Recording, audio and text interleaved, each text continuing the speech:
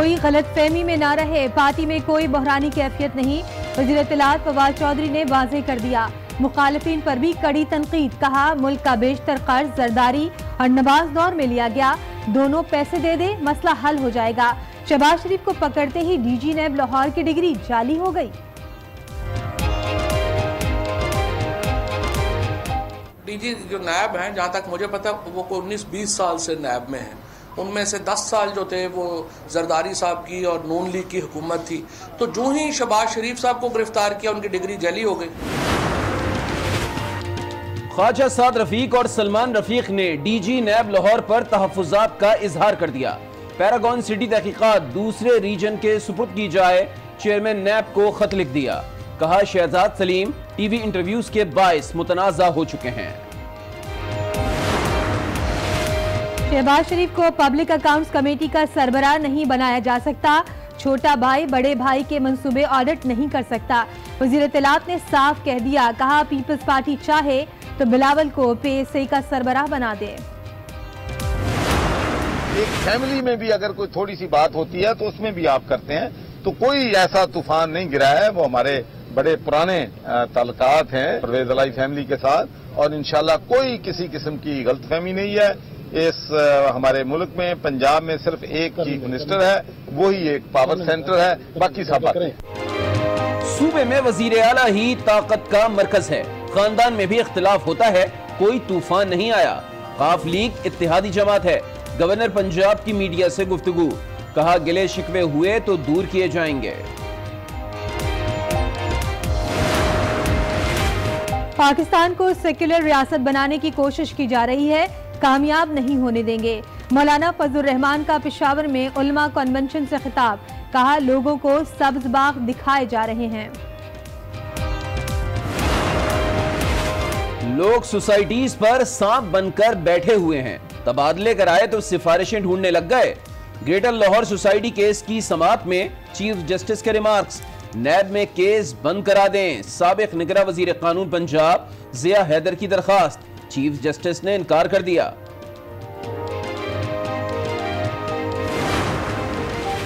Chief justice ने United Christian अस्पताल की बहाली का हुक्म दे दिया। अच्छा अस्पताल था, अब ये खंडर बन गया है। 1 हफ्ते में बहाली का मंसूबा बनाकर बताया जाए, रिपोर्ट पेश की जाए। चीफ जस्टिस की हिदायत। UCH ट्रस्ट को चीफ सेक्रेटरी से ताउन की हिदायत। पंजाब में महकमा औकाफ के जेरे इंतजाम दरबारों और मसाजिद के चंदा बॉक्सेस से सालाना 1 अरब 70 करोड़ रुपए का चंदा जमा होता है। सुप्रीम कोर्ट में रिपोर्ट पेश, चीफ जस्टिस का रकम के खर्च पर तशवीश का इजहार, ऑडिट रिपोर्ट पेश करने का हुक्म दे दिया। चीफ जस्टिस ने रिमार्क्स दिए कि यह रकम अल्लाह की जानिब से दी गई अमानत है, जिसमें खयानत दुरुस्त नहीं। समाअत आइंदा हफ्ते तक मुलतवी कर दी गई। 16 साल हो गए, इतनी कीमती चीज चोरी हो गई और हमें पता ही नहीं। नालैन मुबारक चोरी केस में चीफ जस्टिस का इजहार बरहमी, कहा अकीदे का केस है, चुप नहीं बैठ सकते। JIT के तमाम नुमाइंदों को तलब कर लिया। वजीर आजम की अहलिया बुशरा बीबी की फाउंटेन हाउस लाहौर आमद, जहनी माजूर बच्चों के साथ वक्त गुजारा। कहती हैं बेसहारा अफराद से मिलकर दिली सुकून मिलता है। उनकी दोस्त फराह खान भी उनके हमरा थी। जाली बैंक कॉल से मजीद 2 अफराद लुट गए। जनरल अस्पताल लाहौर के DMS के अकाउंट से 4.5 लाख रुपए चोरी। बैंक का नुमाइंदा बनकर तफसीलात ली गई। खुर्रम भट्ट का बयान, हारूनाबाद में भी शहरी फोन कॉल पर झांसे में आ गया। तफसीलात बता दें, अकाउंट में पड़े 14,000 रुपए गवा बैठा।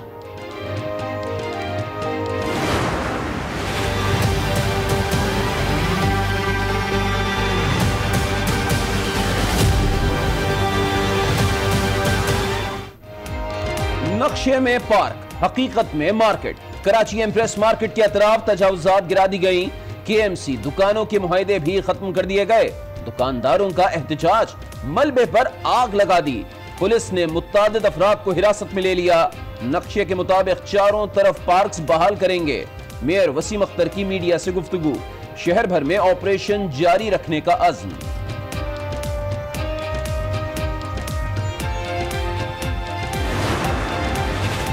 पाकिस्तान और आलमी मालियाती फंड के दरमियान पॉलिसी सतह के मुज़ाकरात का आगाज कल से होगा। गर्दिशी कर्जों, करंट अकाउंट खसारे, सरकारी इदारों के निजकारी और सब्सिडी समेत मईशत के दीगर शोबों की कारकर्दगी पर बात होगी।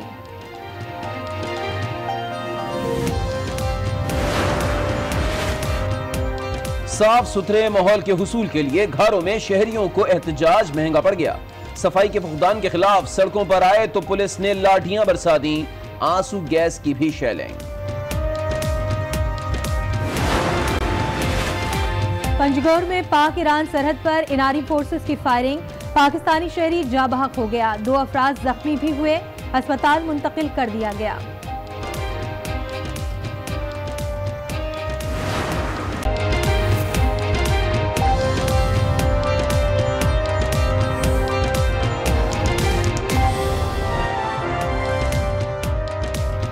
अस्सलाम वालेकुम। आज 6 बजे में आपको कहेंगे खुशामदीद। मैं हूँ शाइस्ता इकबाल और मैं हूँ अली आबिद। बुलेटिन का आगाज करेंगे फवाद चौधरी के अहम बयान से। वजीर इत्तलात कहते हैं कि आसिफ जरदारी और नवाज शरीफ ने मुल्क को पूरी तरह मखरूज कर दिया।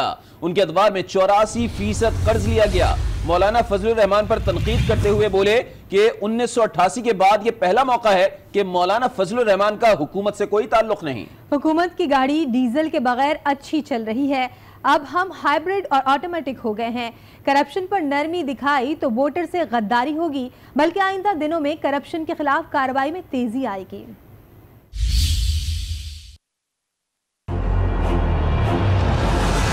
%84 कुल कर्जा जो पाकिस्तान का है वो तो पीपल्स पार्टी और नवाज शरीफ ने लिया। ये सिर्फ ये कहते हैं कि आपको मुकमुका करके चलना चाहिए। वजीर इत्तलात फवाद चौधरी अपोजिशन पर बरस पड़े, कहा ये कहते हैं करप्शन पर बात ना करें, मुकदमात पर हाथ हल्का रखें। ये सिर्फ ये कहते हैं कि आपको मुकमुका करके चलना चाहिए, आप हमारी करप्शन के ऊपर बात ना करें। करप्शन पे बात करेंगे तो जी माहौल ख़राब हो जाएगा। अगर आप आज इनके केसेस के ऊपर बात ना करें, बाकी पूरी हर चीज़ जनाब आइन कानून के मुताबिक चल रही है।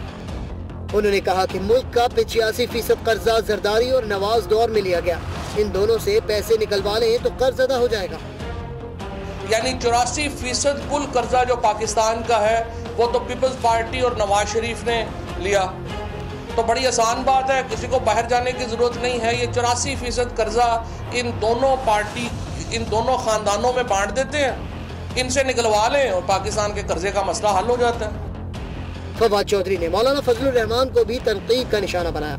जब तक हुकूमत में है मौलाना फजलुर रहमान उनके लिए हर चीज़ सही है। 1988 के बाद ये पहला मौका है जब आज अल्हम्दुलिल्लाह पाकिस्तान की हुकूमत से मौलाना फजलुर रहमान का कोई ताल्लुक नहीं है और ये गाड़ी डीजल के बगैर भी बड़ी अच्छी चल रही है। पब्लिक अकाउंट्स कमेटी से मुतालिक बोले, पीपल्स पार्टी चाहे तो चेयरमैनशिप बिलावल को दे दे, मगर शहबाज शरीफ का नाम मंजूर नहीं।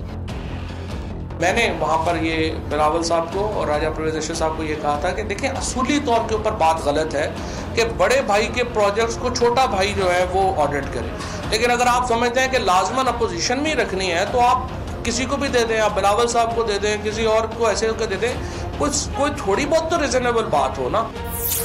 वजीर इत्तलात फवाद चौधरी का कहना था कि ताकतवर तबका एहतसाब के शिकंजे में लाए बगैर इंसाफ नहीं हो सकता। वजीर इत्तलात फवाद चौधरी का कहना है कि लोगों ने सुप्रीम कोर्ट का फैसला पढ़ा तक नहीं, मजहब का लिबादा ओढ़कर सियासत की जा रही है। ये बहरान सियासत का नहीं, मुआशरे का है। उनका कहना था कि यहाँ नजरियात की लड़ाई जारी है। अमेरिका ने अफगानिस्तान पर हमला पाकिस्तान से पूछ कर नहीं, हाथों में जाने से रोके। कोर्ट की जजमेंट के बाद जो मामला हुआ, ये लोग जो है ये मजहब का लबादा ओढ़ के सियासत कर रहे हैं ना। क्यों एक तबके को ये जरूरत पड़ती है वो इसको अपनी सियासत के लिए इस्तेमाल करता है। वो हर हफ्ते एक नया इशू निकालते हैं। सबसे पहला बगावत, सबसे पहले रिबेलियन तो मजहबी तबके में होनी चाहिए थी इनके खिलाफ। ये जो लड़ाई है ये आइडियाज की लड़ाई है, ये नजरियात की लड़ाई है।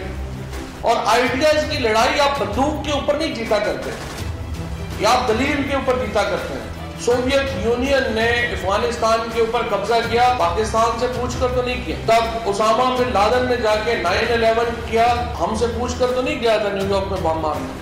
जब अमेरिका ने अफगानिस्तान के ऊपर हमला किया तो उन्होंने कहा इधर यू आर विद अस और अगेंस्ट अस, हमसे पूछ के तो नहीं आए थे वो यहाँ पे। अफगानिस्तान के अंदर होने वाले इन तमाम वाक़यात के असरात हमें सहने पड़े, इसे कहते हैं क्रुएलिटी ऑफ ज्योग्राफी। सरबराह JUI मौलाना फजलुर रहमान ने कहा कि पाकिस्तान को सेक्युलर रियासत बनाने की कोशिश की जा रही है, ऐसा नहीं होने देंगे। पेशावर में उलमा कन्वेंशन से खिताब में उन्होंने कहा कि कहा जा रहा है कि हुकूमत को मोहलत देनी चाहिए। इलेक्शन के बाद तमाम सियासी जमातों पर मुश्तमिल इत्तेहाद बनाया गया, मुल्क में जमहूरी कुव्वतों के इत्तेहाद की कोशिशें जारी रखी जाएंगी। फौरी खबर आपको दें कि वजीर आजम इमरान खान ने पार्टी रहनुमाओं के मशवरे के बाद करप्शन के खिलाफ वीडियो पैगाम जारी न करने का फैसला किया है। वजीर आजम ने गुज़िश्ता रोज शेल्टर हाउस के संगे बुनियाद के मौके पर इंदिया दिया था कि वो करप्शन के हवाले से कौम को एक पैगाम देंगे। आपको बताएं कि इमरान खान ने कौम के नाम पैगाम जारी ना करने का फैसला किया है और वाज़ेह रहे कि वज़ीर आज़म ने करप्शन के खिलाफ पैगाम देने का इंदिया दिया था जब वो कल एक शेल्टर हाउस के संगे बुनियाद के मौके पर खिताब कर रहे थे। उस मौके पर उन्होंने इंदिया दिया था कि आज यानी कि बरोज़ इतवार वो एक अहम ऐलान करेंगे, कौम के नाम एक पैगाम जारी करेंगे। अहम खबर दे, शहर लावारिस कराची में फूड क्वालिटी कंट्रोल ना होने से बहुत बड़ा सानिया हो गया। डिफेंस में जमजमा के इलाके में रेस्टोरेंट में खाना खाने से 2 बच्चे जाबाक हो गए, जबकि मां की हालत शदीद तशवीशनाक है। ज़राए के मुताबिक खाना खाने के बाद दोनों बच्चों और उनकी वालिदा की हालत यकदम बिगड़ी और अस्पताल ले जाने पर दोनों बच्चे चल बसे। वालिदा की हालत तशवीशनाक है। पुलिस ने होटल सील कर दिया है और तहकीकात का आगाज भी कर दिया गया है। आपको खबर दे रहे हैं, बहुत बड़ा सानहा पेश आया है। डिफेंस में जमजमा के इलाके में रेस्टोरेंट में खाना खाने से 2 बच्चे जाबाक हो गए, जबकि मां की हालत शदीद तशवीशनाक है। ज़राए के मुताबिक खाना खाने के बाद दोनों बच्चों और उनकी वालिदा की हालत यकदम बिगड़ी, जिसके बाद अस्पताल ले जाया गया। अस्पताल ले जाने पर दोनों बच्चे चल बसे, जबकि वालिदा की हालत तशवीशनाक बताई जा रही है। पुलिस ने होटल को सील कर दिया है और तहकीकात शुरू कर दी गई हैं।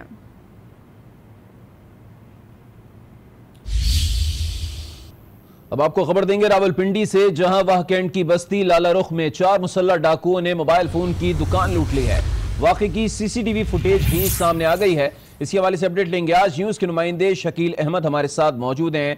शकील, CCTV फुटेज में क्या दिख रहा है? जी बिल्कुल, इसमें वाज़ह तौर पर नजर आ रहा है कि 4 जो डाकू हैं वो दिन दिहाड़े दुकान के अंदर आए और उन्होंने गन पॉइंट पे जो है वो दुकानदार को लूटा है। इस दौरान जो है वो करीब पुलिस जो है वो मौजूद नहीं थी और जब उन्होंने कॉल भी की है 15 पर, पुलिस काफी देर बाद मौके के ऊपर पहुंची है। ये दिन का टाइम और काफी ऐसा इलाका जहाँ में रश है और बहुत सारी दुकानदार और जो ताजिर तबका वहाँ पे मौजूद है। ऐसे जगह पर ये दिन दिहाड़े डकैती है जिसमें तकरीबन 30 लाख से ज्यादा का जो मालिक का जो सामान था, मोबाइल से कैश थी, वो लूट कर जो डाकू फरार हो गए हैं। जी तो ये बताइएगा शकील, ये तो दिन का वक्त है और मुसल्लह मुल्ज़िमान की तादाद भी काफ़ी ज़्यादा है।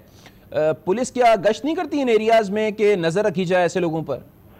जी देखें, बिल्कुल इसी हवाले से जो ताजिर बरादरी है उन्होंने काफ़ी एहतजाज भी किया कि दिन का टाइम था और 4 मुसल्लह डाकू थे और दिन दिहाड़े वो असला लहराते हुए दुकान के अंदर वो दाखिल हुए। क्योंकि इस हवाले से पुलिस का तो कहना है कि उन्होंने गश्त भी बढ़ाई है और चौकियां भी लगाई हुई हैं, लेकिन उसके बावजूद रावलपिंडी के एरिया में ये जो डकैती के वाकयात हैं ये बढ़ते जा रहे हैं। इससे पहले भी बहुत सारे वाकयात सामने हैं, आज फिर एक और वाकया सामने है। इसके ऊपर ताजिरों ने एहतजाज भी किया और बड़ी डकैती की वारदात है। दिन के वक्त तकरीबन 30 लाख से ज्यादा मालिक का जो सामान था उसको लूटा गया और डाकू असला लहराते हुए दिन के अंदर ही जो है वो फरार हुए हैं। कोई किसी की पुलिस की जानिब से कोई ऐसी रोक टोक सामने नहीं आई और पुलिस भी मौके वारदात पर काफी देर से पहुंची है। अच्छा ये बताइएगा, असखुद ताजिर कोई अपनी सिक्योरिटी का बंदोबस्त नहीं करते हैं? प्राइवेट कॉन्ट्रैक्टर्स रखे जाएं, आजकल तो प्राइवेट सिक्योरिटी भी दस्तयाब होती है। जी देखिए, बाज मार्केट्स में ऐसी जो है वो गार्ड्स वगैरह रखे गए हैं, लेकिन हर जो है वो दुकान के ऊपर गार्ड्स मौजूद नहीं है। कुछ मार्केटों के अंदर मौजूद है, लेकिन फिर भी इस हवाले से जो ताजरान है उनका कहना है कि वो टैक्स देते हैं और हुकूमत को टैक्स देते हैं और पुलिस इनकी जो जान की हिफाजत और कारोबारी दीगर मामला की हिफाजत में जो काम है वो पुलिस का है। ये हुकूमत की जिम्मेदारी है कि उनको बिल्कुल सिक्योरिटी प्रोवाइड करना हुकूमत की जिम्मेदारी है। शकील हमें रिपोर्ट कर रहे थे, आपका बहुत शुक्रिया। और अभी आपको खबर देंगे, जालसाजी की लाहौर जनरल अस्पताल का डीएमएस भी हैकर्स के हत्थे चढ़ गया। जाली यूएन नंबर से कॉल करके अकाउंट की तफसीलात हासिल की और 4.5 लाख रुपए लूट लिए। मजीद तफसीलात जानते हैं आज न्यूज़ के नुमाइंदे गजनफर खान से। गजनफर, क्या कहना है डीएमएस का और कहां से कॉल की गई थी, मालूमात कैसे हासिल की गई? जी बिल्कुल, हैकर से जो है वो जनरल अस्पताल का डीएमएस उनके भी शिकंजे से जो वो ना बच पाया।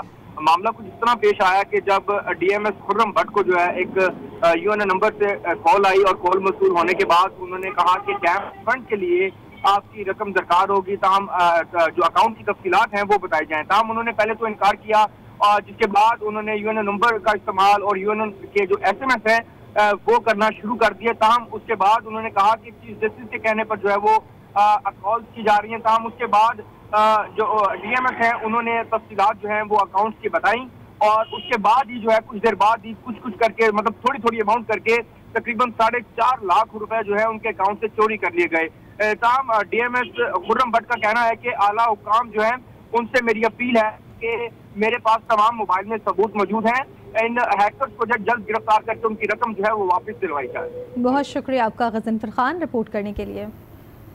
उधर हारूनाबाद में भी एक शहरी जाली फोन कॉल पर लुट गया। जालसाजों ने फोन कॉल पर अकाउंट की तफसीलात पूछी और अकाउंट से 14,000 रुपए ले उड़े। मजीद जानेंगे, आज न्यूज के नुमाइंदे आरिफ शहजाद हमारे साथ मौजूद हैं। आरिफ, क्या कहना है मुतासरा शख्स का? जी, पूरे मुल्क की तरह फ्राडिया गिरोह जो है वो हारूनाबाद के एरिया में भी सरगर्म है। हारूनाबाद के नवाही इलाके पीरवाली में भी एक शहरी फ्राडियों के हाथ में लुट गया। मेहनत मजदूरी करने वाले शख्स के एटीएम कोड की तफसीलात और अकाउंट की तफसीलात लेकर उसकी तमाम जमा पूंजी साफ कर दी। मुतासिर शख्स के मोबाइल फोन पर कॉल आई और अकाउंट नंबर बताने का कहा गया। उसके बाद उसका एटीएम और टी पेन लेकर उसका जो अकाउंट में 14,000 रुपए है वो निकाल लिए गए हैं। मुतासिर शख्स ने कहा कि वो जो है वो मेहनत मजदूरी करता है और उसने अपने अकाउंट में 14,000 रुपए रखे हुए थे जो फ्राडियों ने लूट लिए हैं। उन्होंने वजीर आजम इमरान खान और जो अदारे हैं मुतल्लिका उनसे अपील की है कि इन फ्राडी गिरोह के साथ कार्रवाई की जाए। बहुत शुक्रिया आरिफ आपका हमें सिलसिले में अपडेट करने के लिए। नेशनल रिफाइनरी लिमिटेड से जबरी बरतरफी के खिलाफ मुलाजमीन ने एहतजाज किया। मुजाहिरीन का कहना था कि चीफ जस्टिस ऑफ पाकिस्तान मुलाजमीन के मुआशी कत्ल का नोटिस ले। इसी वाले से मजीद तफसीलात जानेंगे आज न्यूज़ के नुमाइंदे खाबर हुसैन से। खाबर, एहतजाजी मुजाहिरीन क्या कहते हैं, क्या मुतालबात हैं इनके? जी देखिए, नेशनल रिफाइनरी लिमिटेड है, यहाँ से 150 मुलाजमीन को जबरी बरतरफ किया गया है, जिसके खिलाफ आज इन बरतरफ मुलाजमीन ने एहतजाज किया है। उनका ये कहना था कि नेशनल रिफाइनरी एक मुनाफा बख्श इदारा है, लेकिन अब कुछ करप्ट अफसरान इसे स्टील मिल की तरह जो है वो तबाह करना चाहते हैं। उनका ये कहना था कि जबरी बरतरफी की जा रही है मुलाजमीन की और उन्हें वजह भी नहीं बताई जा रही है कि उन्हें किस वजह से निकाला जा रहा है, जिससे इदारे को नुकसान पहुंच रहा है। उन्होंने जो है कुछ करप्ट अफसरान के ऊपर जो है इल्जाम आयद करते हुए कहा कि वो बेज़ाब्तियां कर रहे हैं और जाली भर्तियां कर रहे हैं, नए लोगों को भर्ती करके पुराने लोगों को निकाला जा रहा है। इस हवाले से उन्होंने तहकीकात का भी मुतालबा किया और चीफ जस्टिस ऑफ पाकिस्तान से कहा है कि जो मुलाजमीन बरतरफ किए गए हैं उनका माशी कत्ल बंद किया जाए और उन्हें वापस जो है उनकी मुलाजमत पे बहाल किया जाए। बहुत शुक्रिया आपका खाबर हुसैन। बड़ी खबर आ रही है कि तर्जुमान दफ्तर खारजा डॉक्टर फैसल ने एक बार फिर आसिया बीबी के पाकिस्तान में होने की तस्दीक की है। डॉक्टर फैसल का कहना है कि आसिया बीबी के बैरून मुल्क जाने से मुताल्लिक सोशल मीडिया पर चलने वाली खबरें बेबुनियाद हैं। अहम खबर आपको दे रहे हैं कि तर्जुमान दफ्तर खारजा डॉक्टर फैसल ने एक बार फिर आसिया बीबी के पाकिस्तान में होने की तस्दीक कर दी है। आज न्यूज़ के नुमाइंदे नवीद हमारे साथ मौजूद हैं, ताज़ा तरीन सूरत हाल उन्हीं से जानेंगे। नवीद, बताइएगा तर्जुमान दफ्तर खारजा ने मजीद क्या कहा है? जी, तर्जुमान दफ्तर खारजा डॉक्टर फैसल का कहना है कि सोशल मीडिया की बातों पर कान न धरे जाए। सोशल मीडिया पर जो तस्वीर चल रही है उनके बैरून मुल्क की, वो सब गलत है, वो सब दुरुस्त नहीं है। वो इस वक्त तक पाकिस्तान में मौजूद है और जब आसिया बीबी पाकिस्तान से जाएंगी सबको पता चल जाएगा। इस तरह के अफवाहों पर कान बिल्कुल न धरे जाए। उनका कहना था कि वो बिल्कुल इस वक्त तक पाकिस्तान में है, पाकिस्तानी हुक्काम को मौजूद के तहवील में है और बिल्कुल खैरियत से है और वो आज़ाद शहरी, उनका कहना था कि आज़ाद शहरी है, वो कहीं भी जा सकती है, लेकिन इस वक्त तक वो पाकिस्तान में है और हमारे पास मौजूद है और बिल्कुल सेफ है। जी, बहुत शुक्रिया नवीद आपका। फराबाद कराची में जारी तजावुजात के खिलाफ ऑपरेशन की सदर एम्प्रेस मार्केट में आज छठे रोज गैर कानूनी दुकानों, पथारों और ठेलों को मिसमार किया गया। मार्केट की 900 के करीब दुकानों को मिसमार किया जा चुका है, जबकि दुकानदारों ने परिंदा मार्केट की चंद दुकानों को एहतजाजन आग लगा दी, जिस पर फौरी तौर पर काबू पाया गया। महकमे इंसदाद तजावुजात हुक्काम का मौक़िफ़ है कि आइंदा चंद रोज में दीगर गैर कानूनी तामीरात भी मिसमार कर दी जाएंगी।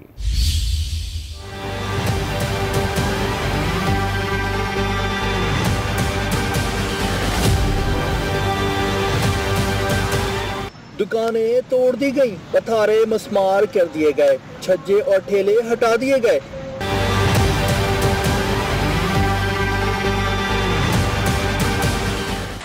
गैर कानूनी तजावुजात के खिलाफ ऑपरेशन का छठा रोज। सदर एम्प्रेस मार्केट में ऑपरेशन का एक मरहला मुकम्मल हुआ।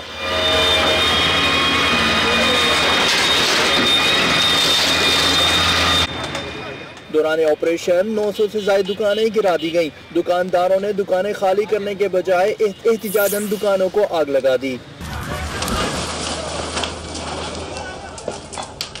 मार्केट को तकरीबन क्लियर किया जा चुका है। डायरेक्टर एंटी इंक्रोचमेंट के मुताबिक सदर के बाद अब दीगर मार्केट्स में गैर कानूनी दुकानों को मस्मार किया जाएगा। एक जानिब तजावुजात के खिलाफ ऑपरेशन जारी रहा तो दूसरी तरफ चिल्लड़ चोरों का धंधा भी सरगर्म रहा। मिसमार शुदा माल पर चोरों ने खूब हाथ साफ किए। किसी के हाथ सरिया आया तो किसी ने दूसरे माल पर हाथ डाला, जिसके हाथ जो लगा वो ले उड़ा। पुलिस ने कबाड़ चोरी करने वाले अफराद को भी हिरासत में ले लिया। मेयर कराची वसीम अख्तर ने शहर में तजावुजात के खात्मे की ठान ली। कहा, गैर कानूनी तामीरात को खत्म करके दम लेंगे। किसी के कारोबार या रोजगार को नुकसान नहीं पहुंचाना चाहते, ताहम कारोबार की आड़ में किसी को गैर कानूनी तजावुजात कायम नहीं करने देंगे। ऐसा नहीं है कि हम किसी की कारोबार को ख़त्म करना चाहते हैं, किसी के रोज़गार को ख़त्म करना चाहते हैं, ये नीयत नहीं है। क्योंकि ये इंक्रोचमेंट थी, ये इंक्रोचमेंट रिमूव हुई है, इल्लीगल इंक्रोचमेंट, और ये एक अच्छा फेस आया है, अच्छा फेस कराची का निकला है। वज़ीर आज़म ने मुझे खुद इस्लामाबाद में मीटिंग में बोला है, वसीम ये इंक्रोचमेंट ख़त्म करें। कराची की जो इल्लीगल इंक्रोचमेंट हो रही है, ये उनके भी इंस्ट्रक्शंस हैं, जहाँ सुप्रीम कोर्ट के इंस्ट्रक्शंस हैं उनके भी इंस्ट्रक्शंस हैं। मार्केट तकरीबन क्लियर हो चुकी है, लेकिन तजावुजात के खिलाफ ऑपरेशन अब भी जारी है। अब से कुछ देर कबल हमारे नुमाइंदे वकास खान ने मार्केट की मंजर कशी की थी, आइए आपको भी दिखाएं। जी बिल्कुल, फजर के बाद से शुरू होने वाला जो ग्रैंड ऑपरेशन इम्प्रेस मार्केट के तरफ में किया जाना था, बिल्कुल अब जो है इख्तिताम पजीर हो चुका है। आज पूरा दिन यहाँ पर कार्रवाई होती रही, यहाँ पर ऑपरेशन जारी रहा, जिसमें भारी मशीनरी का इस्तेमाल करते हुए इम्प्रेस मार्केट के अतराफ़ में जो जो मार्केट्स थी, तमाम मार्केटों का सफाया किया जा चुका है। अब देखा जा रहा है कि एक बड़ा मलबे का ढेर यहाँ पर नज़र आ रहा है पूरे इम्प्रेस मार्केट के अतराफ़ में। और मेरे अकब में ये वो साइड है कि आम तौर पर दिखाई नहीं देती थी, कि दूसरा जो दरवाज़ा है इम्प्रेस मार्केट का वो कभी नहीं देता था, वो अब दिखना शुरू हो गया है। उसकी वजह यही है कि जो अपनी असल हकीकत में आ चुकी है इम्प्रेस मार्केट जिस तरह से हुआ करती होगी, जो कि काफ़ी सालों से इसी तरह से यहाँ पर मार्केटें कायम थी, जिसकी वजह से चारों अतराफ में इम्प्रेस मार्केट के जो मार्केटें थी, जिसकी वजह से इम्प्रेस मार्केट की खूबसूरती जो है ढक गई थी। अब ये देखने में आ रहा है कि ये तजावुजात की जो कार्रवाई हुई है, उसके बाद देखने में आया कि आज सुबह से यहाँ पर KMC का अमला भी मौजूद था, हैवी मशीनरी के साथ जो है कि यहाँ पर कार्रवाइयाँ कर रहा था। इसके अलावा उनकी मुआवनत के लिए पुलिस और रेंजर्स की भारी नफरी को भी यहाँ पर तैनात किया गया था, जो कि पूरा दिन जो क्योंकि अगर कोई इसलिए रखा गया था कि अगर कोई तजावुजात की कार्रवाई के दौरान अगर कोई मज़ामत अगर होती है, उससे निपटने के लिए पुलिस और रेंजर्स को यहाँ पर रखा गया था। देखने में आया पूरा दिन में कि बहुत सारे दुकानदारों की तरफ से यहाँ पर मज़ामत भी की गई। एक दुकानदार की जानिब से यहाँ पर आग भी लगाई गई, जिसको फौरी तौर पर फायर ब्रिगेड हुकाम ने आग को बुझा लिया, लेकिन ज़्यादा मज़ामत नहीं हो सकती थी क्योंकि पुलिस और रेंजर्स की भारी नफरी यहाँ पर पहले से ही मौजूद थी। अब जो है आज के दिन की आज कार्रवाई जो मुकम्मल हो चुकी है, तकरीबन 800 से ज़ायद ऐसी दुकानें हैं इम्प्रेस मार्केट के अतराफ़ में जिनका सफाया आज किया गया है। लेकिन ये जो मलबा यहाँ पर अभी मौजूद है, तकरीबन 15 दिन दरकार होंगे इस पूरे मलबे को यहाँ से हटाने के लिए। यहाँ पर हमने सुबह से देखा कि कबाड़ इकट्ठा करने वालों की एक बहुत बड़ी तादाद थी, जिसको पुलिस ने भगाने की भी कोशिश की। उसमें से कुछ लोगों को हिरासत में भी लिया गया, लेकिन अलबत्ता पुरसुकून तौर पर यह तमाम तर तजावुजात के खिलाफ कार्रवाई आज मुकम्मल की जा चुकी है। जी, तो ये थे वकास खान जो हमें मंजरकशी कर रहे थे और बता रहे थे कि तजावुजात के खिलाफ ऑपरेशन अब भी जारी है और जो भी दुकानें गैर कानूनी तौर पर तामीर की गई हैं उन्हें मिसमार किया जा रहा है। कुछ मजीद खबरें भी बुलेटिन का हिस्सा होंगी, शामिल करेंगे इस ब्रेक के बाद। आज के साथ